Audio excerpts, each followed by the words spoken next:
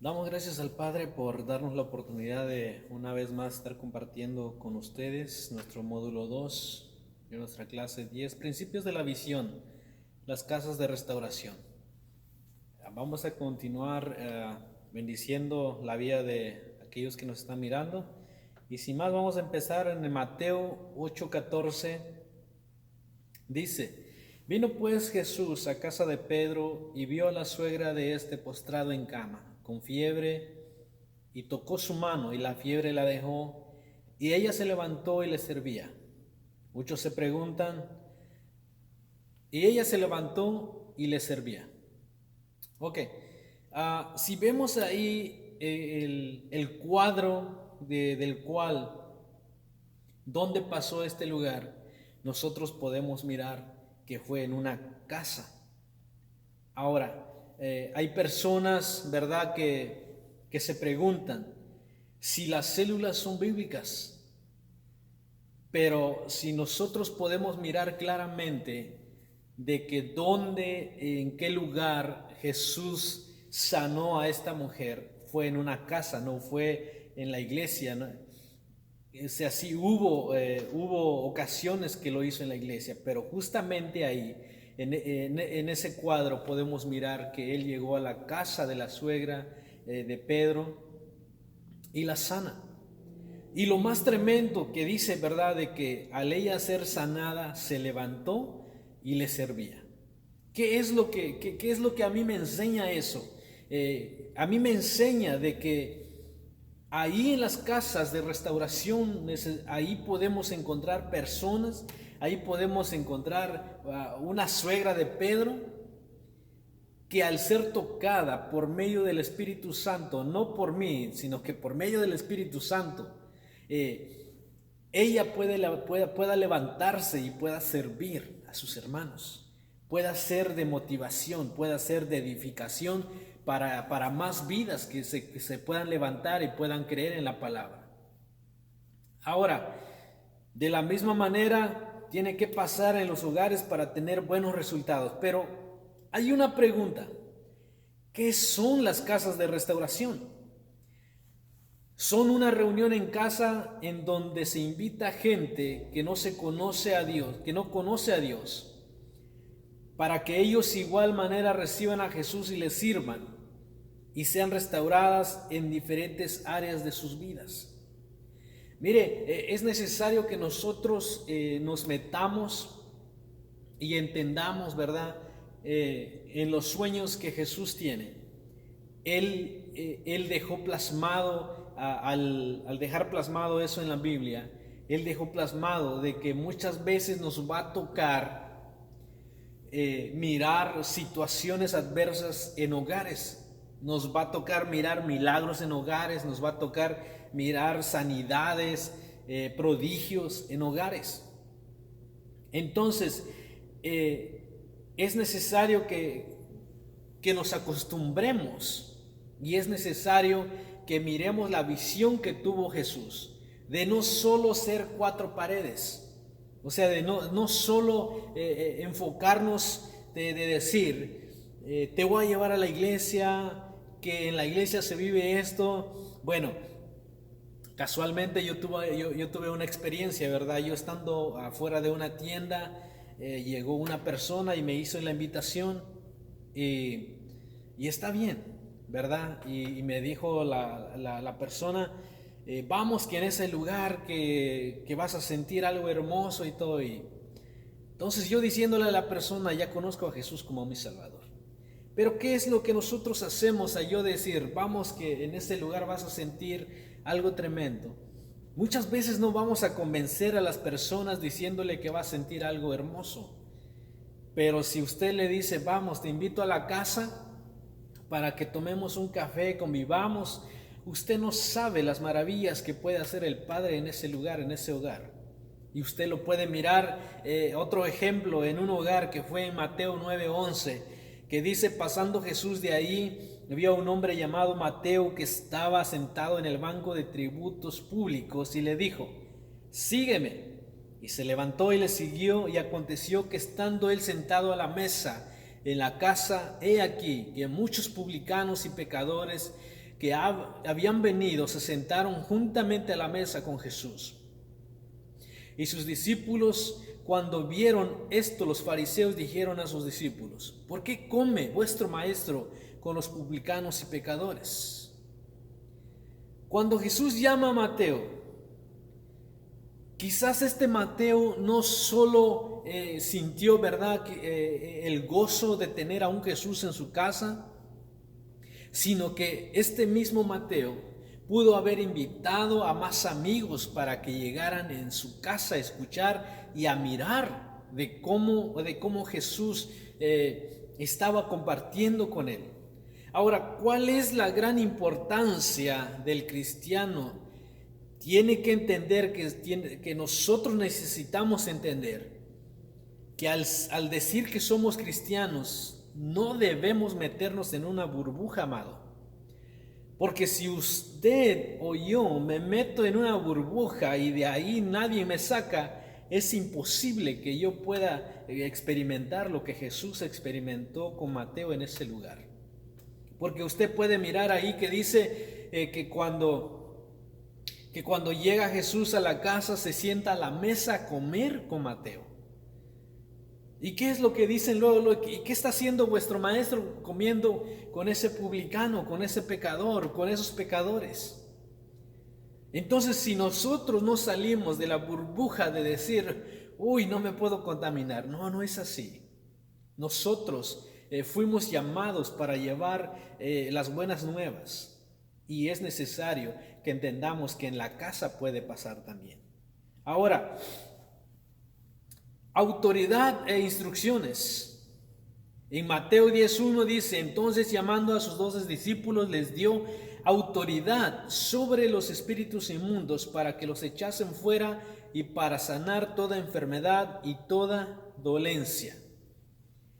Ahí está la autoridad que Jesús estaba dando a sus discípulos.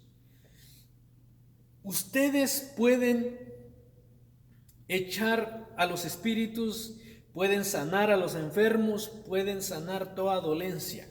Les dio autoridad. La misma autoridad que les dio a ellos se nos fue dada a nosotros si creemos en las promesas que Él dio para cada uno de nosotros. Si tú te consideras hijo, es que tú también tienes esa promesa. Por eso cuando oras por un enfermo, no dudes de ello. Porque realmente el que está en juego es la palabra misma del Señor Jesucristo. Es la palabra viva que está en juego, no es tu palabra. Si tú diste una palabra y dijiste, le diste esa palabra a esta persona, y por la sangre de Cristo vas a ser salvo, vas a ser sano, vas a ser salvo. Tú estás dando una palabra que lleva peso de gloria. Eso es lo que necesitamos recordar. Ahora, esa es la autoridad, pero también se les dio instrucciones. Mateo 10:5, a estos envió Jesús y les dio instrucciones diciendo: por camino de gentiles no pasáis, no vayáis, y en ciudad de samaritanos no entréis. Jesús les dio autoridad, pero también instrucciones de cómo debían hacerlo. Entonces, entendamos una cosa, que hoy en día nosotros podemos mirar lo mismo. Cuando nuestras autoridades, pastores, nos dicen, vayan y hagan esto. Muchas veces queremos ir la mies extra, ¿verdad? Pero hay veces que cometemos un error y terminamos haciendo las cosas mal. ¿Por qué razón? Jesús le dice a sus discípulos: por camino de gentiles no vayáis, y verdad, no entren a estas casas y así. Pero ¿qué es lo que pasa con el cristiano? A veces comete el error y dice: yo ya sé suficiente de la Biblia, sé suficiente, y empieza a entrar terrenos que muchas veces no conoce. Empieza a querer, lejos de querer entregar una palabra de edificación, empieza a un choque o empieza a contender por la palabra. Entonces son áreas que el enemigo aprovecha y empieza a meter, ¿verdad? Y dices que sabías, ¿no? Entonces a nosotros se nos da, ¿verdad? se nos da instrucciones. A mí personalmente, ¿verdad? Cuando me dicen, haz esto, entonces trato de frenarme y decir, a mí me dijeron, haz esto. Porque humanamente yo quisiera ya hacer otra cosa, pero realmente necesito entender de que no se trata de cuánto yo sé, se trata que me dieron instrucciones que debo seguir. Eso se trata. Ahora, aquí el Padre nos da 7 instrucciones, del cual son, ahora sí que son básicas, pero dependen de ello para que nosotros podamos llegar a donde el Padre quiere que lleguemos. Número 1, ¿a quiénes debían predicar? Mateo 16, id antes a las ovejas perdidas de la casa de Israel. Aquí Jesús les dio instrucciones específicas de quiénes debían de ir a predicar. Siempre hemos dicho que todo empieza por casa. Entonces ahí podemos mirar primeramente que le dice Jesús. Vayan primeramente a las ovejas perdidas de la casa de Israel. Entonces todo empieza en la casa de nosotros. Entonces de ahí nosotros debemos encaminarnos para terminar a lo que el Padre quiere. Número 2, ¿qué debían predicar? Mateo 17 dice, yendo predicad diciendo, el reino de los cielos se ha acercado. Ahí podemos encontrar algo tremendo. Hay veces que nos complicamos tanto, amado. Como dice nuestro pastor, hay veces que queremos meternos en líos de caballos, sellos y todo, pero algo tan básico. Dice Jesús, vayan y prediquen, el reino de los cielos se ha acercado. Eso es todo lo que deben de hacer. Entonces, Él nos da instrucciones que debemos predicar. Y eso es lo que Dios quiere reinar en las vidas. En cada hogar tenemos que tratar temas de evangelismo, tales como el amor de Dios, el perdón. Recordemos que estamos tratando una persona que está a punto de aceptar a Jesús como su Salvador. Entonces, eso tiene que ser nuestro enfoque, de no olvidarnos, porque si en el proceso de la casa de restauración empezamos a hablar de sellos, de caballos, de otros temas de que no vienen al caso, ¿qué es lo que va a venir pasando? O la persona se va a ir decepcionada, o la persona se va a ir asustada, la persona se va a ir despavorida. ¿Por qué razón? Es necesario que entendamos de que todo tiene un proceso. No es cosa de que vamos a venir y bombardear a la persona y darle apenas vamos empezando con Mateo cuando ya estamos en Apocalipsis, y no es así.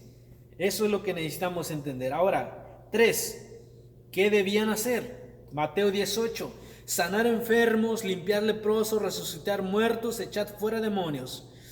De gracia recibiste, dad de gracia. En cada hogar tiene que haber milagros. Recordemos que la multitud seguía por los milagros a Jesús. Entonces puede haber, en una casa de restauración no estamos mirando, no estamos diciendo que solo va a ser, ¿verdad?, convivencia. Sí se le dio la palabra, pero debemos de estar a la expectativa de que Jesús puede obrar un milagro en ese lugar. Nosotros hubo un tiempo que nosotros mirábamos en medio de la administración las manos de las personas chorreando aceite.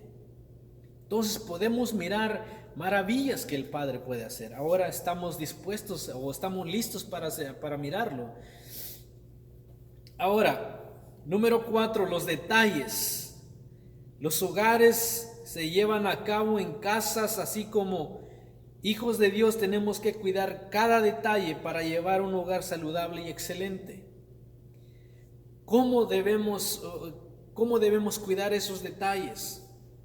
Básico: limpieza, duración del hogar, orden en el hogar y la forma de ministrar, quiénes ministran, y que haya un momento para cada cosa.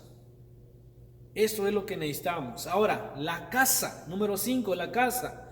Mateo 10, 11, 12. Mas cualquier ciudad o aldea donde entréis, informaos quién en ella sea digno y posada ahí, hasta que salgáis, y al entrar en cada casa saludadla. Entonces necesitamos escoger una casa en donde reunirnos, siempre pensando en el bienestar de los que lleguen a la célula. Mire, recordemos una cosa. Aquí muchas veces hay choques, hay luchas en lo que los pensamientos, ¿verdad? Humanamente, nuestros pensamientos, a veces decimos, no quiero abrir mi hogar porque me da pena o porque hay otra persona. Mire, el peor error de nosotros es dar, que nos dé pena llevar o abrir nuestra puerta para que la presencia de Dios pueda glorificarse. ¿Se acuerda cuando David se le ocurrió dejar el arca del pacto en la casa de un hombre, y al ver David cómo ese hombre era bendecido, David agarró y dijo, tenemos que ir por el arca del pacto de Dios? Cuando cada persona, cada hogar abre su hogar, ¿verdad? Para que se predique el evangelio, usted está abriendo para que la presencia de Dios se glorifique en ese lugar. Y al final usted puede mirar una casa bendecida. No le estoy hablando solamente en el ámbito material, sino que puede ser bendecida en muchas áreas. Ahora, recordemos algo maravilloso, amados, que la tarea es esa, de poder encaminarnos con nuestra actitud. Número 6, la actitud. Mateo 10, 14. Y si alguno no os recibiere ni oyere vuestras palabras, salid de aquella casa o ciudad y sacudid el polvo de vuestros pies. No todos los que van a decir que sí, no todos nos van a decir que sí. Entendamos esto, amado. Va a haber ocasiones que las personas nos van a rechazar. Si rechazaron a Jesús, ¿por qué a nosotros no nos van a rechazar? Aquí el punto es que usted no se canse, que usted no nos dé un paso para atrás, sino que tome la decisión y decir, yo voy a hablar. Si aceptó, bueno, si no, el que pierde esa oportunidad es la persona, no usted. Eso es lo que es. Ahora, número 7, si alguien te recibe, me recibe a mí. Aquí es donde viene lo más maravilloso. Usted no es enviado por el pastor. El hecho de que el pastor le dé una orden y que diga, vaya y predique en ese hogar. Usted quizás dirá, pero ¿por qué tengo que ir yo? ¿Por qué no va otra persona? El hecho de que usted va y lo rechacen, no lo están rechazando a usted. Están rechazando la presencia de Jesús. Están rechazando la palabra de Jesús. Y eso es lo que... Si ellos no reciben la palabra, no reciben a Jesús. Nosotros somos enviados por Jesús, y si alguien no nos recibe a nosotros, no lo recibe a él. Mateo 10, 40 y 42. El que recibe a vosotros, recibe a mí. El que a vosotros recibe, a mí me recibe. Y el que me recibe a mí, recibe al que me envió. Y cualquiera que de a uno de estos pequeñitos un vaso de agua fría solamente, por cuanto es discípulo, de cierto os digo, que no perderá su recompensa.